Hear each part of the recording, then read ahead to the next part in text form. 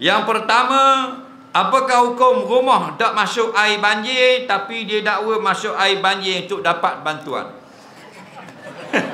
Awal cari baloh dah. Lagi ya. Jadi orang yang terlibat jangan marah kita marah tukang tanya. Aku dah tahu cerita. Nah, kita jawab je. Jangan marah kita. Jawab pula bukan mengikut keadaan yang sebenar, mengikut soalan. Faham? Ikut soalan jawab faham dah.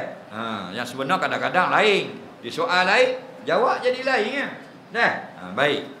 Rumah dia tak tergelam air, dalam surat dia kata tergelam air supaya dapat bantuan. Contoh, faham? Boleh tak buat gitu? Boleh. Boleh dosa. Betul tak?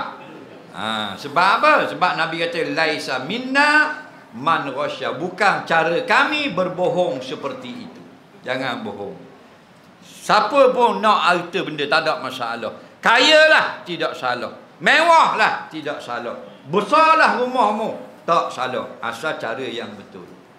Okey, halal. Kalau tidak halal, walaupun syariah, susah kita nanti.